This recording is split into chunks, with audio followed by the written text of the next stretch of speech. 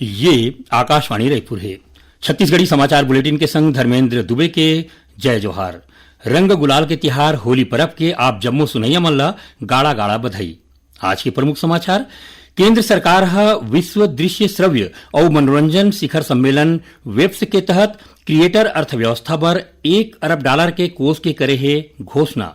रंग गुलाल और उत्साह के तिहार होली आज प्रदेश के संगे संग पूरा देश में जोरदार उत्साह के संग मनाया जात है। बस्तर में होली की शुरुआत दंतेवाड़ा के फागुन मेला ले होते और रायपुर के शहीद वीर नारायण सिंह अंतर्राष्ट्रीय क्रिकेट स्टेडियम में चलत अंतर्राष्ट्रीय मास्टर्स 2020 क्रिकेट टूर्नामेंट में इंडिया मास्टर्स खेल ही फाइनल मुकाबला। अब समाचार विस्तार ले। केंद्र सरकार विश्व दृश्य श्रव्य और मनोरंजन शिखर सम्मेलन वेब्स के तहत क्रिएटर अर्थव्यवस्था पर $1 अरब के कोष की घोषणा करे है।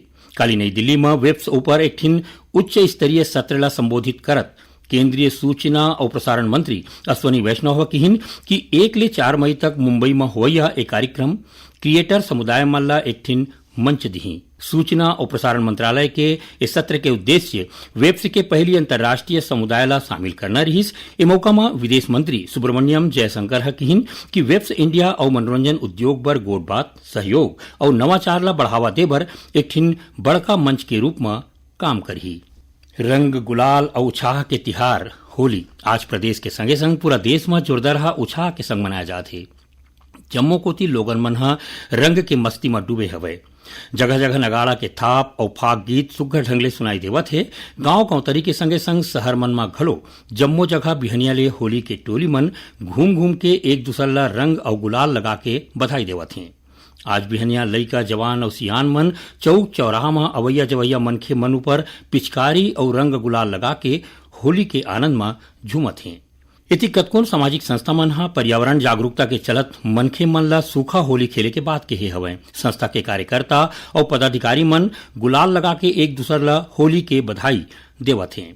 छत्तीसगढ़ में बस्तर ले सरगुजा तक होली के आने आने तरीका के रंग देखे बर मिलिस। बस्तर में हर बार जैसन होली में जनजातीय संस्कृति और परंपरा मन के आने आने झलक देखे बर मिलिस। बस्तर में होली के शुरुआत दंतेवाड़ा के फागुन मेला ले होथे। ये परंपरा के मुताबिक साफ माटी और पलास के फूल ले बने रंग ला दंतेश्वरी देवी और मेला में प्रतीकात्मक रूप ले आए जम्मो देवी देवता ला चढ़ाए जाथे। ये मौका में सांकेतिक होली की दिया बारे जाथे। उन्हें फागुन मेला के दूसर दिन बस्तर के पहली होली के दिया माड़पाल में बारे जाथे। प्रदेश में सुरक्षा व्यवस्था के तड़गा व्यवस्था करे गए है। मानता है कि बस्तर में पूर्व राज परिवार के संग पहली होली इहें जलाए जाथे। ये परंपरा आज घलो चलत है। माड़पाल में होलिका दहन करे के बाद जगदलपुर में मावली मंदिर, भैरमदेव मंदिर और जगन्नाथ मंदिर में एके संघरा होलिका दहन करे जाथे। रंग अबीर और गुलाल के संग पारंपरिक लोक नृत्य, नाटक, ढोल मांदर और नगाड़ा के गूंज के बीच लोगन मन के सामूहिक उत्साह ये परब ला खास बना देथे। जानबा के मुताबिक बस्तर में होली के तिहार धार्मिक परंपरा मन के भाग हरे और यहाँ के ज्यादा परब प्रकृति के संगे संग देवी देवता मन ऊपर समर्पित है। इति रायपुर में सुरक्षा के चाक चौबंद व्यवस्था करे गए है। जगह जगह पुलिस मन के टीम तैनात है। शहर में चेकिंग पॉइंट लगा के गाड़ी मन के जांच करे जाते। नशा करके गाड़ी चलैया मन ऊपर कार्रवाई करे गए है। नगर के जम्मू थाना क्षेत्र मन में शांति बनाए बर पुलिस के संगे संग नगर सेना के जवान मन घलो तैनात करे गए हवे। राष्ट्रपति द्रौपदी मुर्मू, उपराष्ट्रपति जगदीप धनखड़, प्रधानमंत्री नरेंद्र मोदी और सूचना प्रसारण मंत्री अश्वनी वैष्णव होली तिहार के देश के लोगन मन ला शुभकामना दे हवे।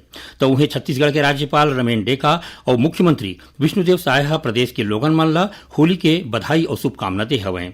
आज होली तिहार के मौका में मुख्यमंत्री विष्णुदेव साय अपन गृह ग्राम जसपुर जिला के बगिया में गांव के लोगन मन के संग होली तिहार के परब धूमधाम ले मनाइन। ए मौका में ओखर गोसाइन कौशल्या साय घलो साथ मरिहिन।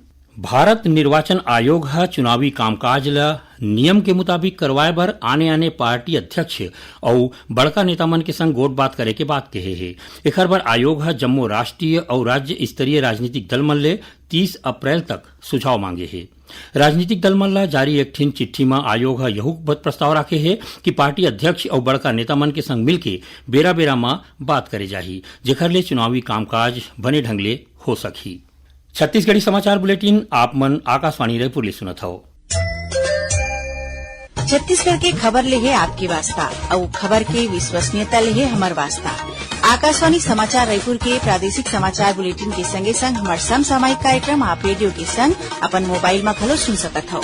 आकाशवाणी समाचार फेसबुक, ट्विटर और यूट्यूब में घलो हावय। हमार फेसबुक पेज हरे Chhattisgarh news on AIR, Twitter handle CGAIR news और हमार यूट्यूब चैनल हरे छत्तीसगढ़ AIR न्यूज। तो अब रेडियो के संगे संग आपके मोबाइल के माध्यम ले हम आप तक पहुंचत हैं।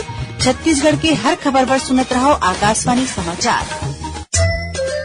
अब आगू बाढ़ो बांचे समाचार कोती।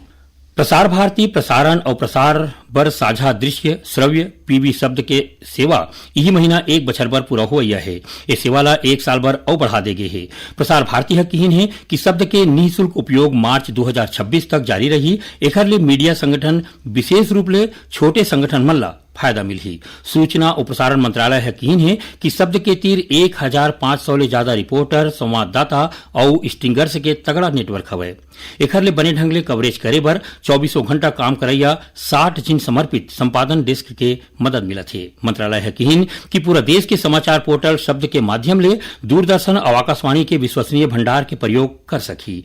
शब्द ऊपर कृषि, प्रौद्योगिकी, विदेशी मामला और राजनीतिक घटनाक्रम जैसन 50 ले ज्यादा समाचार श्रेणी मन ला कवर करैया 1000 ले ज्यादा समाचार रोज जम्मो प्रमुख भारतीय भाषा मन में पेश करे जाते। जोरा नाला कंट्रोल स्ट्रक्चर में पानी ला रोक के इंद्रावती नदी में छोड़े गए है। ओडिशा सरकार के हामी भरे के बाद स्ट्रक्चर में रेत के बोरी डाल के पानी के बहाव ला रोके गिस, जेकर ले इंद्रावती नदिया में पानी के बढ़ोतरी हो है।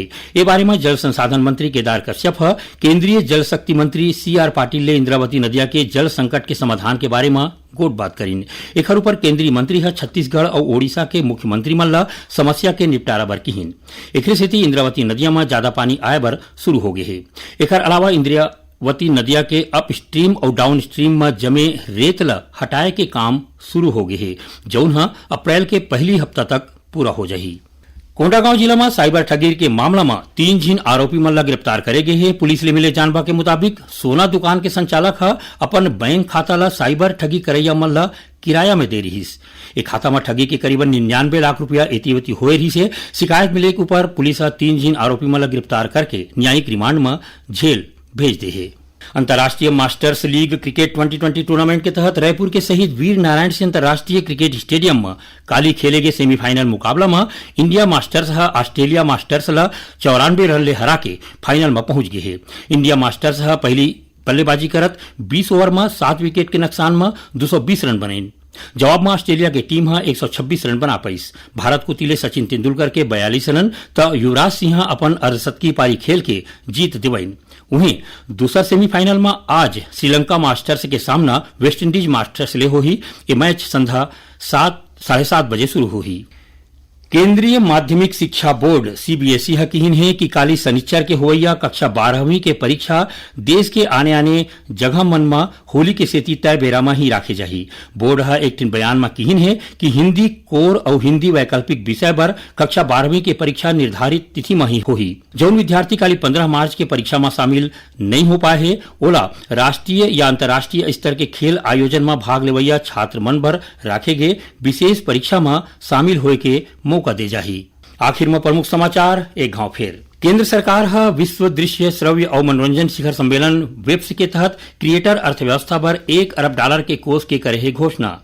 रंग गुलाल और उत्साह के तिहार होली आज प्रदेश के संगे संग पूरा देश में जोरदार उत्साह के संग मनाया जाते।